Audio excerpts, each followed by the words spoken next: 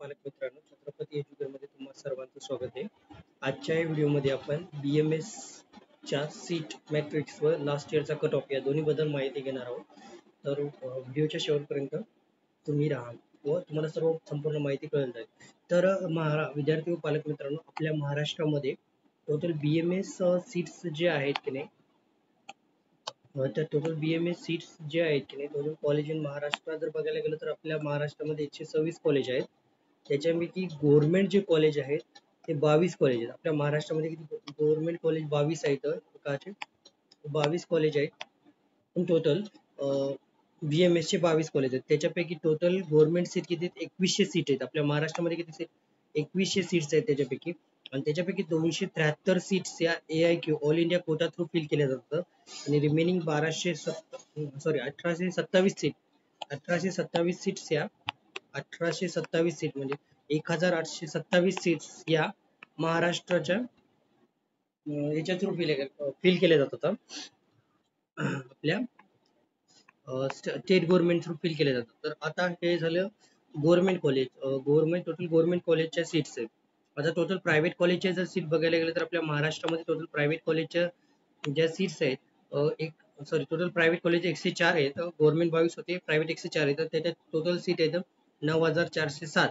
Total seat किती 9407. त्याच्यापैकी 1226 या seats all India quota through fill केल्या जातात आणि रिमेनिंगच्या प्रायव्हेट सीट आहेत 8181 या स्टेट कोटा थ्रू फिल केले जातात. म्हणजे 85% कोटा थ्रू फिल केले जातात. या 15% कोटा हे या ऑल इंडिया कोटा म्हणजे 15% कोटा थ्रू सीट फिल केल्या जातात आणि हे CET सेलच कंडक्ट करते.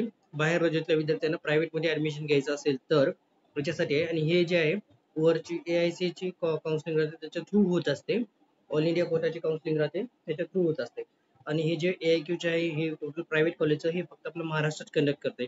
जर अशा जर बघायला गेलं तर ह्या ज्या प्रायव्हेट कॉलेजच्या टोटल सीट आहेत AIQ थ्रू फिल केल्या जातात 1226. याच्यापैकी जर एखादी सीट रिटर्न आली, जे काही उरलेल्या सीट आहेत त्या रिटर्न आपल्या स्टेट गव्हर्नमेंटलाच दिल्या जातात. स्टेट गव्हर्नमेंटला 85%च्या राऊंड थ्रू भरण्यासाठी रिटर्न दिल्या जातात. स्टेट गव्हर्नमेंटला 85%च्या राऊंड थ्रू भरल्यासाठी म्हणजे स्टे वॅकन्सी राऊंडला रिटर्न दिल्या जातात. जर सीट उरले त्याच्या स्टेट ऑल इन आपलं जे स्टेट बोर्ड आहे त्याचे फक्त 2च राऊंड कंडक्ट करत असतं. म्हणजे याचे जर बघायला गेलं तर स्टेट गव्हर्नमेंट काय करतं, ऑल इंडिया कोटाचे जे प्रायव्हेट कॉलेज आहेत आपले BMS चे याच्यामध्ये फक्त दोनच राऊंड कंडक्ट करतं आणि उरलेल्या जेवढ्या काही सीट्स आहेत दोनच राऊंड कंडक्ट करतं. उरलेल्या जेवढ्या काही सीट आहेत त्या रिटर्न करतं आपल्या 85% कोट्यासाठी स्टेट गव्हर्नमेंटला. फक्त त्याचे दोनच राऊंड होत असतात. प्रायव्हेट कॉलेजचं कसं, प्रायव्हेट कॉलेजचं पण सेम सिनारिओ आहे. ऑल इंडिया कोटामध्ये सीट जातात 273. त्याच्यापैकी जर एखादी सीट उरली, काही जरी सीट उरल्या तर त्या पुन्हा रिटर्न केल्या जातात आपल्या स्टे वॅकन्सी राऊंड पर्यंत. याचे पण दोनच राऊंड होतात all India quota through. Okay. आता जर महाराष्ट्रामध्ये बघायला गेलं तर त्याच्यापैकी 10,000पेक्षा जास्त आपल्या महाराष्ट्रामध्ये टोटल BMS च्या सीट आहेत.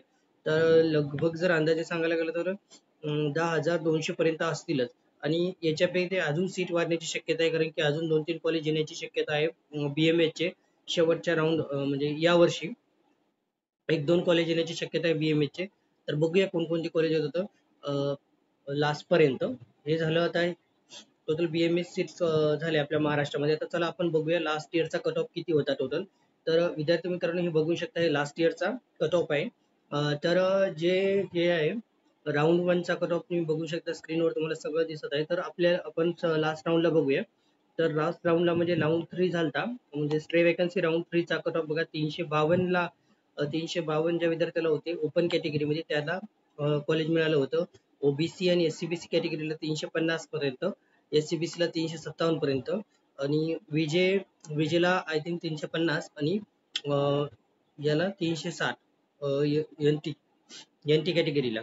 SC कॅटेगरीमध्ये 348 आणि 270. म्हणजे बघू शकता 352 350 ओपनला 352 पर्यंत, OBC ला 350 पर्यंत, SCBC ला 337 पर्यंत, विजेला 350 पर्यंत, NTT कॅटेगरीला 360 पर्यंत, SC कॅटेगरीला 348 पर्यंत, ST कॅटेगरीला 270 पर्यंत. हे लास्ट वेळचा कट ऑफ आहे.